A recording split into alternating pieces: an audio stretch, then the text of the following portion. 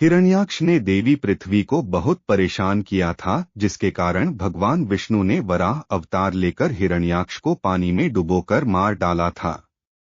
इसके बाद कालनेमि ने राजा उग्रसेन और उनकी पत्नी पद्मावती के घर में कंस के रूप में जन्म लिया। रावण और कंस के बीच कोई खून का रिश्ता नहीं था। दोनों अलग अलग युगों में पैदा हुए थे।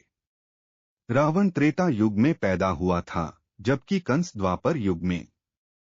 मथुरा के राजा उग्रसेन के बेटे कंस ने अपने ही पिता को अपने ही कारागार में बंदी बनाकर डलवा दिया था। पिता के राजकाज को हड़प लिया। राक्षस प्रवृत्ति होने के कारण उन्होंने इस तरह के कृत्य किए। ठाकुर जी ने उसे वरदान दे रखा था कि जब मैं अवतरित होकर आऊंगा तो मेरे हाथों तेरा वध होगा और तुझे मुक्ति मिलेगी। कंस हिंदू पौराणिक कथाएं अनुसार यदुकुल के राजा था, चंद्रवंशी क्षत्रिय, जिसकी राजधानी मथुरा थी। कंस अपने पिछले जन्म में कालनेमि नाम का एक असुर था, जिसका वध भगवान विष्णु ने किया था। कालनेमि के पिता का नाम विरोचन था।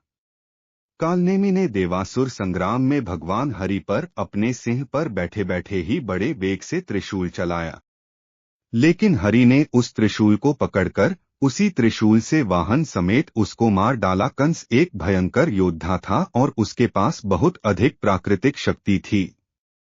वह एक शक्तिशाली राजा था और उसके पास 1 करोड़ सैनिकों, सारथी, हाथी और घुड़सवारों की एक विशाल सेना थी।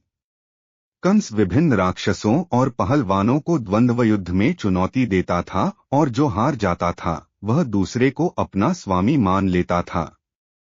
इसलिए कंस ने अपनी बहन और जीजा को बंदी बनाकर रख लिया। उसने उनकी 7 संतानों की हत्या की, परंतु चमत्कारिक घटनाओं की वजह से उनकी 8वीं संतान, जो स्वयं विष्णु अवतार के श्री कृष्ण थे, की हत्या नहीं कर पाया।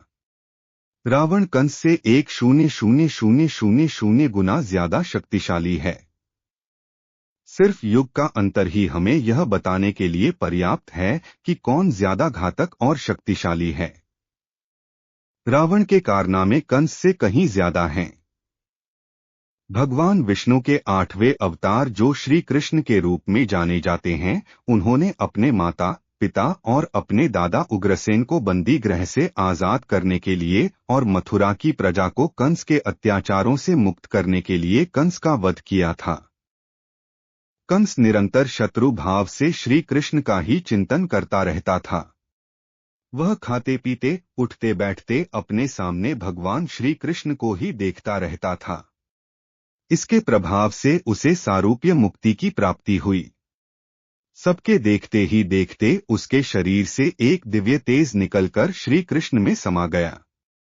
अगर यह वीडियो आपको पसंद आई हो तो लाइक, कमेंट, शेयर और सब्सक्राइब जरूर करें। मिलते हैं अगले इसी तरह की रहस्यमय वीडियोस में। आपका दोस्त दिलीप सुथार।